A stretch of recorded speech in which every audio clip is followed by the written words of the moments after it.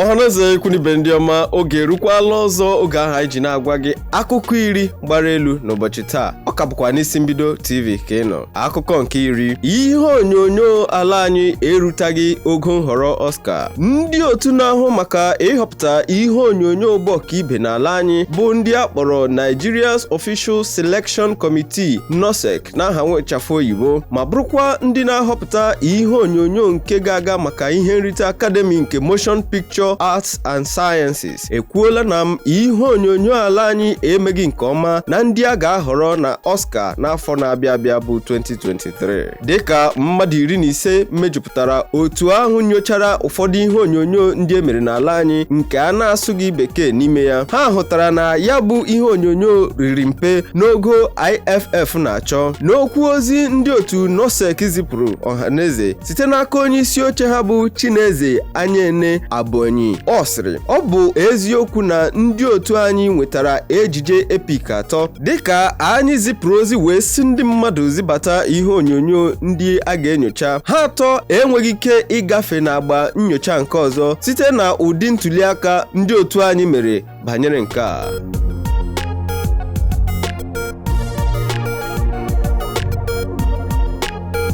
Akụkọ nke itoolu, Wande Cole ekwuola okwu iwepụta egwu ọhụrụ nke afọ a. Nwaafọ ala anyị na-eti egwu amaara nke ọma bụ Wande Cole atụpenyela azụ iwepụta egwu ọhụrụ, nke ahụ ga-abụkwa egwu ọhụrụ ya nke mbụ n'afọ a bụ 2022. N'oge o kwuru okwu n'igwe mkparịta ụka live session na Instagram, ndị niile hụrụ ya n'anya malitere wuliwe elu n'akụkọ ọma. Ọ bụrụ na ị ga-echeta, n'afọ a Wande Cole na Olamide Benson ma ọ bụkwa Buju, MI nakwa Vector Viper etikọla egwu ọnụ.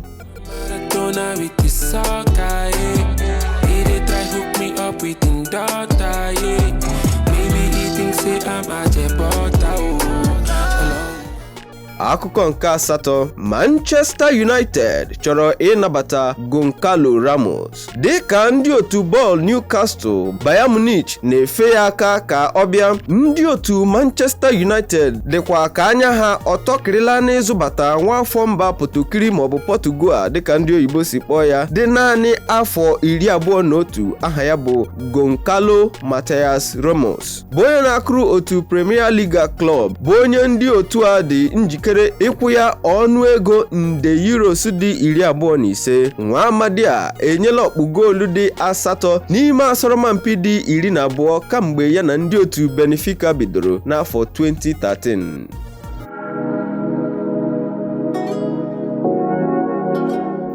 Akụkọ nke asaa, White Money esonyerela ndị ụlọọrụ eme. Nwaafọ ala anyị amụsiri ike, onye ihe azụmahịa doro anya nke ọma ma bụrụkwa onye na-agụ egwu, aha ya bụ Hazel Onyeze Ọnụa, onye eji White Money mara nke ọma, akọwapụtala na ya ebinyela aka n'akwụkwọ ịbụ onye nnọchite anya nakwa ihu mbụ na mbụ nke ndị ụlọọrụ Empire Mates Entertainment eme, bụ ndị bụburu ndị na-ahụ maka nlekọta ndị dịka Wizkid, Niola nakwa Scales, mana ka ọ dị ugbu a ọ bụ ha na-ahụ maka nlekọta Adesowa Etomi, Tolu Oniru, Toluzo, Ebuka Uchendu, DJ Exclusive, Banky W wee dere gawazie. N'ikwu banyere nke a n'igwe mkparịta ụka Instagram, ya na ihe ngosi foto ndị o tinyere bụ nke ya na ndị isi otu a bụ Banky W nakwa Tunde Demoren, o dere sio, ugbu a anyị nọ n'ezi aka ka egwu buruzie kụrụ gawa, edekwa njikere. Empire Mates Entertainment bụ n'afọ 2002 ka ha malitere, ọ bụkwa Banky W na Tunde Demoren nwe ya bụ ụlọọrụ. Akụkọ nke isii, esekwala m ichefuola ihe mere PNB Rock, ọ bụ Kodak Black kwuru nke a. Site n'ogbugbu ahụ egburu nwaafọ mba Amerịka na-agụ egwu rap bụ PNB Rock, bụ onye gara iri nri ya na enyi ya nwaanyị n'ebe ha na-eri nri, bụkwa ebe a nọ gbagbuo nwa amadi a n'abalị 12 nke ọnwa, dịka enyi ya nwaanyị gbasara ozi n'igwe mkparịta ụka soshal midia banyere ebe ha nọ. Ọtụtụ ndị mmadụ anaghị ejizi mmadụ ịbụ onye ama ama nakwa ihe ha na-eme akpọrọ ihe dịka ụfọdụ ihe ọghọm ndị dị na ya. Otu n'ime ha gụnyere onye na-eti egwu rap mba Amerịka bụ Kodak Black, bụ onye otu n'ime ndị hụrụ ya n'anya chọrọ isere ihe onyonyo ya, o wee sị ya, biko esekwala m, ichefuola ihe mere PNB Rock. Hey. No. Check that, man. Don't record me, bro. What you doing? Akụkọ nke ise, ndị mmepụta ihe onyonyo kwesịrị ibiọma. Ọ bụ Kemi Adetiba kwuru nke a. Onye na-emepụta ihe ejije nakwa ihe onyonyo bụ Kemi Adetiba bụ onye mepụtara ihe onyonyo ahụ akpọrọ King of Boys. Ụbọchị ole na ole gara aga kwuru na igwe mkparịta ụka Twitter ihe mere ka ọ dị ka a ga-asị na ọ bụ ọnụ na-ekwuchitara ndị niile na-eme ihe onyonyo. Ya bụ okwu ebutakwala nzaghachi dị iche iche site n'ọnụ ndị ama ama nakwa ndị ọyị ya na ndị niile hụrụ ya n'anya. Kemi Adetiba dere sio, imepụta ihe onyonyo bụ nnọọ ihe tara akpụ, makụọ otu onye na-emepụta ihe onyonyo ịmara taa. Na nzaghachi, onye na-emekwa ihe onyonyo bụ @Biodun Steven si ya, imeela Kemi. Onye ọzọ aha ya bụ @IamPhillipsWorld zaghachiri ya wee sị, anyị na-agbasi mbọ ike imepụta ihe nkiri dị iche iche, anyị na-akwanyere unu ugwu rie nne. Ndị niile na-emepụta ihe nkiri, mụ onwe m n'isi mbido TV ana m ezipụrụ unu ịhụnanya pụrụ iche.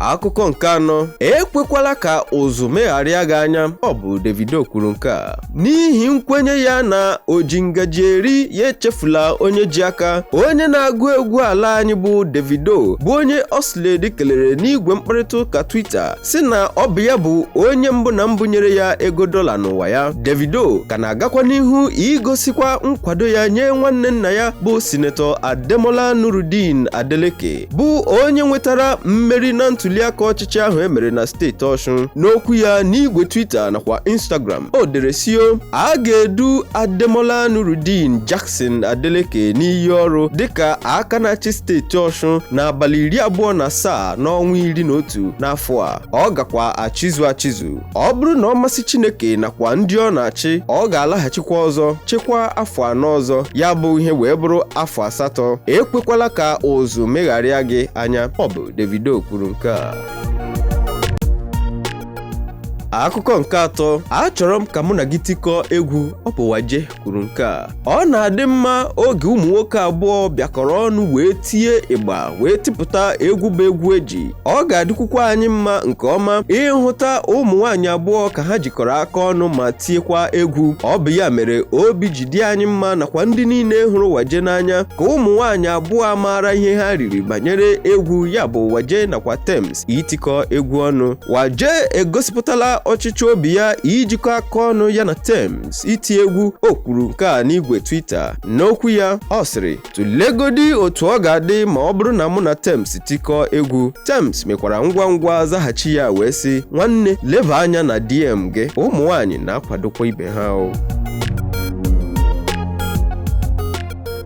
Akụkọ nke abụọ, ndị na-ahụ maka ịgba ọsọ mba ụwa ahaziela akụkọ banyere ịgba ọsọ ụmụ nwaanyị n'ozi pụrụ iche nke sitere n'aka otu ndị nlekọta otu egwuregwu agbamọsọ n'ihi mmeri ahụ Tobi Amusun nwetara. Mondo Duplantis nakwa Sydney MC Laffin na asọmpi ịgba ọsọ mba ụwa nke emere n'ọnwa Julaị adịla nnọọ mma.